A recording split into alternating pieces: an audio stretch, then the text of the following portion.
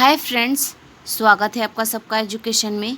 और आज हम लोग पढ़ेंगे फजांस रूल। तो चलिए इसे समझने के लिए चलते हैं सबका एजुकेशन में।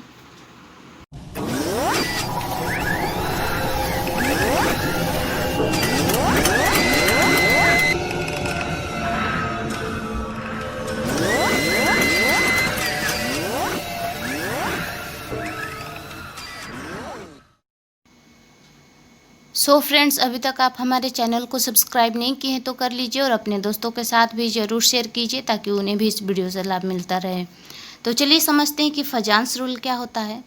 हम लोग सभी जानते हैं कि कोई भी कंपाउंड ना ही तो पूरी तरह से आयनिक होता है और ना ही तो पूरी तरह से कोवैलेंट होता है। आज हम लोग फजांस रूल में पढ़ेंगे कि आयनिक बॉन्ड में कुछ कोवैलेंट कैरेक्टर होता है। तो चलिए समझते हैं कि फजांस रूल क्या होता है। Fajans rule applicable to predict the bonding pattern of the compound they comprise. The covalent character in ionic bond. Fajans rule को अप्लाई किया जाता है ये प्रिडिक्ट करने के लिए कि कंपाउंड में बॉन्डिंग पैटर्न कितना कंप्राइज है और आयनिक बॉन्ड में कुछ कोवैलेंट कैरेक्टर होता है। तो अब चलिए इसको एग्जाम्पल से समझते हैं। ये देखिए, छोटा साइज केटायन है और बड़ा साइज एनायन। ये जो केटायन है एनायन के इलेक्ट्रॉन को अपनी तरफ खींचता है। जब ये केटायन एनायन को इलेक्ट्रॉन को अपनी तरफ खींचता है तो एनायन का शेप डिफॉर्म हो जाता है। ये जो इलेक्ट्रॉन क्लाउड है चारों तरफ एनायन का, ये जो केटायन है एनायन के इलेक्ट्रॉन को अपनी तरफ खींचता है और एनायन का शेप डिफॉर्म हो जाता है। जो ये इलेक्ट्रॉन क्लाउड है ये डिफॉर्म हो जाता है और आप देख सकते हैं कि एनायन में शेयरिंग ऑफ इलेक्ट्रॉन हो रहा है और sharing of electron covalent bond में होता है। तो हम कह सकते हैं कि आयनिक बॉन्ड में कुछ कोवैलेंट कैरेक्टर होता है। ये जो केटायन है एनायन को पोलराइजेशन कर देता है क्योंकि केटायन के पास पोलराइजिंग पावर होता है। Polarising power directly proportional to होता है कोवैलेंट कैरेक्टर और polarising power inversely proportional to होता है आयनिक कैरेक्टर। तो अब चलिए इसे आगे समझते हैं। कि पोलराइजेशन क्या होता है। Polarisation the extent of deformation of electron cloud of anion by a cation is called its polarising power and this phenomena is called polarisation.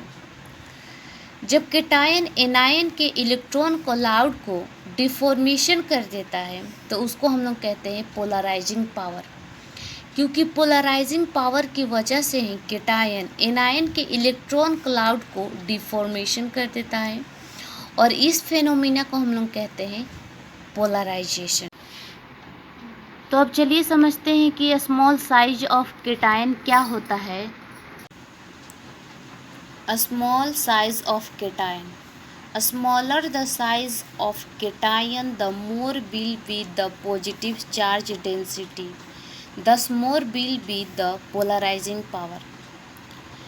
जितना ज़्यादा छोटा साइज होगा केटायन का उतना ही ज़्यादा पॉजिटिव चार्ज डेंसिटी होगा और उतना ही ज़्यादा पोलराइजिंग पावर होगा।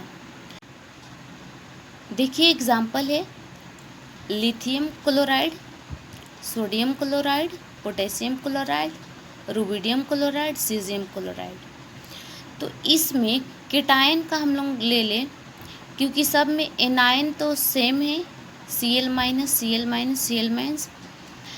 लेकिन केटायन की बात करें तो सबसे छोटा केटायन इसमें लिथियम है, फिर है सोडियम, उसके बाद पोटेशियम, उसके बाद रुबिडियम, फिर है सीजियम।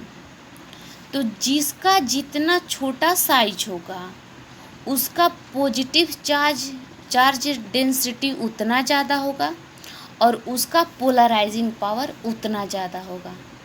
तो आप देख सकते हैं कि सबसे ज़्यादा छोटा साइज है लिथियम का, तो इसका पोलराइजिंग पावर ज़्यादा है।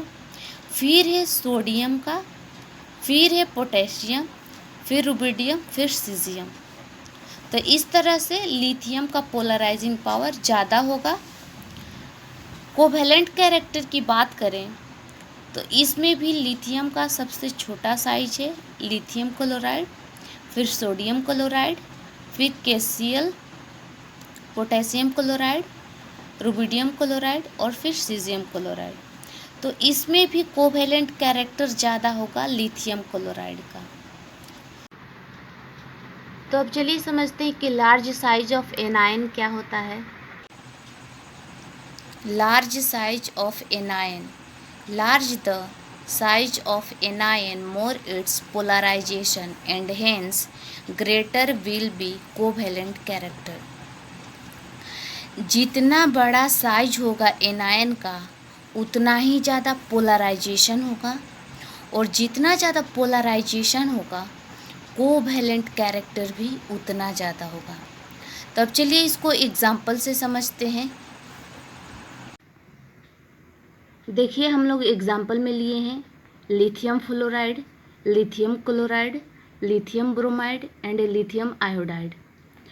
सबसे बड़ा साइज होगा आयोडीन एनायन का, फिर ब्रोमीन एनायन का, फिर क्लोरीन एनायन का, फिर फ्लोरीन एनायन का। तो सबसे ज़्यादा पोलराइजेशन होगा आयोडीन एनायन का, सबसे कम पोलराइजेशन होगा फ्लोरीन एनायन का। कोवैलेंट कैरेक्टर की बात करें तो सबसे ज़्यादा कोवैलेंट कैरेक्टर होगा लिथियम आयोडाइड में, फिर लिथियम ब्रोमाइड में, फिर लिथियम क्लोराइड में, और सबसे कम होगा लिथियम फ्लोराइड में। तो आई होप कि आपको ये वीडियो काफ़ी पसंद आया होगा और अच्छा लगा होगा। वीडियो पसंद आ रहा तो वीडियो को लाइक कीजिए, सब्सक्राइब कीजिए, शेयर कीजिए, और हाँ दोस्तों कमेंट में ज़रूर बताइएगा कि आप लोगों को ये वीडियो कैसा लगा। तो हम लोग मिलते हैं अपने नेक्स्ट वीडियो में। सो अभी के लिए थैंक यू।